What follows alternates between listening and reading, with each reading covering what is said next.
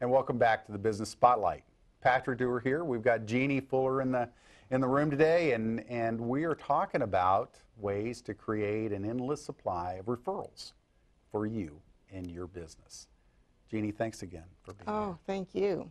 I want to get into more about what you're doing to create the success that you're having, because I know you're doing a great deal of training, speaking, and presenting around the country to organizations that have a sales force, typically a fairly significant sales force, that they need to know how to get out of the old, in a sense, dialing for dollars, oh my God, please stop this, this is a rat race that just is unfun, to the, you said you had one client that was at the in 3 years was able to do what most people couldn't do in 5. That's correct. Awesome. So tell me about your... Well, I'd like to tell you a story, Pat. I was training, again, in one of the financial investment firms in Rochester, New York.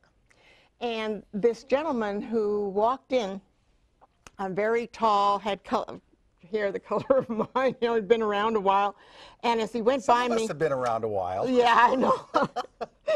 So he said, I hope this is going to be different. And I'm going, oh my gosh. So I'm up there putting all the energy, and I like gestures anyway. And when I got through, I found out from the regional VP that he had been in the firm for 33 years, and he ranked number 5 out of 14,000 people.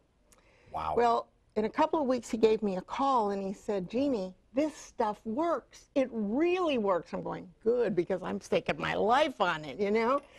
And so what he had done, his first client that morning had been Steve, and he used my principles. So the first thing when Steve came in, he said, Steve, before we get into today's work, I just want to know what's going on. What's that going on at the plant? What's happening for you? And he found a need, a problem that Steve was facing, and stopped the interview and called the other advisor, got that all set up. And then he highlighted what he had done for Steve over 10 years. And then he made a few suggestions. Steve took his suggestions, and as Steve is leaving and walked him to the door, he turned around and he said, Lyle, I really appreciate you taking those few moments, you know, when I first came in and calling that other advisor. I'm going to call him when I get back to the plant. Is there anything at all I could do for you? And Lyle says, well, as a matter of fact, there is. Even though I've been very successful, I'm still looking for more clients. And he said, I'm looking for somebody, about 52, 53 years old, probably lives on the north side of town. Kids are in college, may own a manufacturing plant. And I really like to deal with macho kind of guys. It's the kind of guy who would drive a Jeep Grand Cherokee. He's probably a hunter, and he's got a golden retriever in the back seat.